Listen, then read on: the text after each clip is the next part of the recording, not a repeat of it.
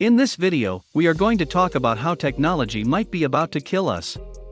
So before starting, please like this video and subscribe to this channel for our future updates. Futurism is a mug's game. If you're right, it's banal. If you're wrong, you're like Thomas Watson, the founder of IBM, who stated in 1943 that the world only has place for maybe 5 computers. When David Adams wrote about the future of technology in The Guardian in 2004, he was well aware of the dangers, citing the same forecast as an example of how things may go wrong. And, from our vantage point in 2020, Adams clearly outperformed Watson. He avoided many of the traps of technological prediction as he looked ahead to today. No promises about flying automobiles or sci-fi technology like teleportation or faster-than-light travel. However, the forecasts were unduly pessimistic in certain aspects. In the last 16 years, technology has advanced in leaps and bounds, with AI being one of the most visible examples.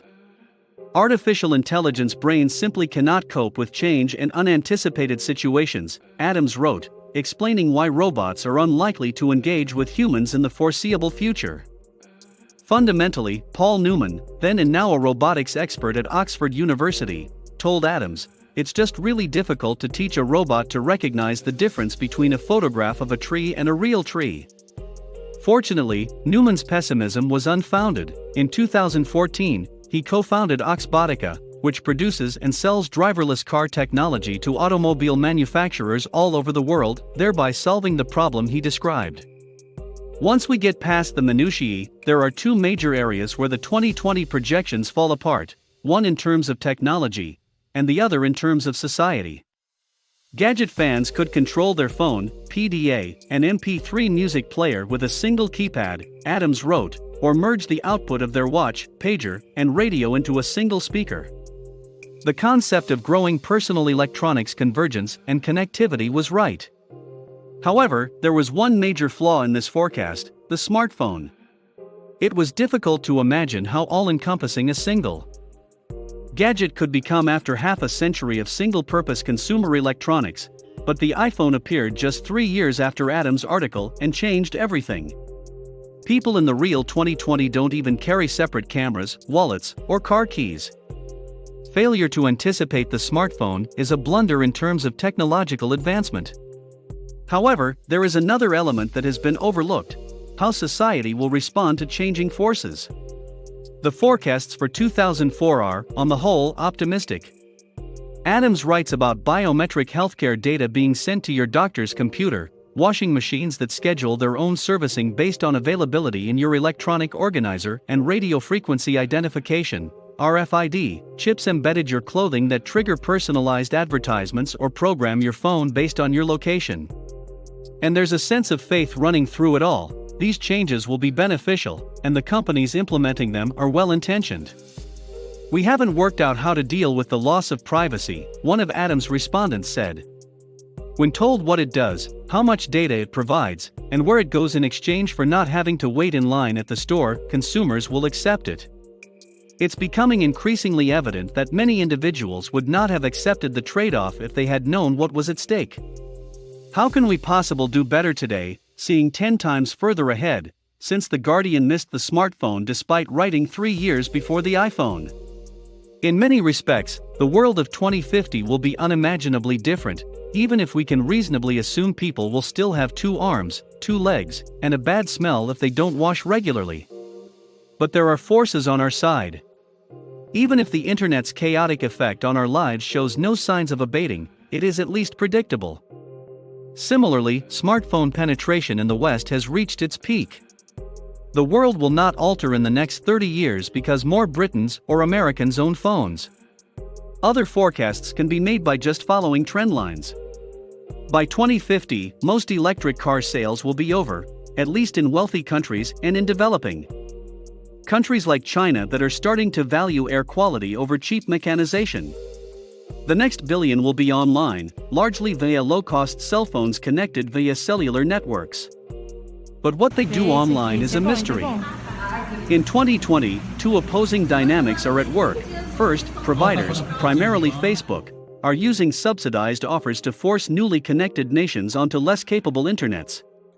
If they succeed at scale, whole nations will lose many of the benefits of the web, becoming passive participants in Facebook and a few local media and payment companies.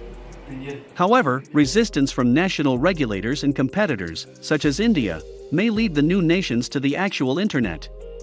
Unless national regulators follow China, Iran, and Russia and establish a patriotic internet to keep Facebook out.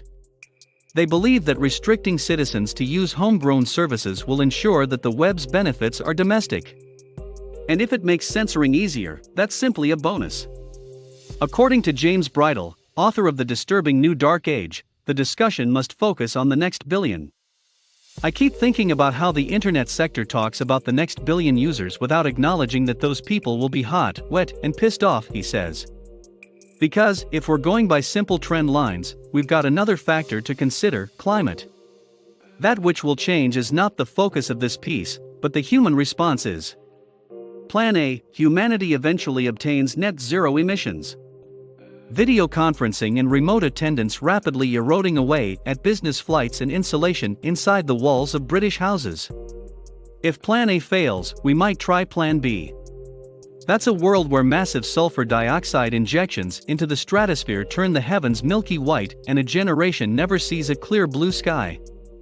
We turn on huge processing machines that only capture CO2 from the air and pump it underground into abandoned oil wells. Entire cities are abandoned and inhabitants transferred to avoid the harshest consequences. Humanity's future depends on Plan B geoengineering, according to Holly Jean Buck, author of After Geoengineering. Plan A and Plan B. Failing would be the worst. I believe geoengineering will be tried in the next decade.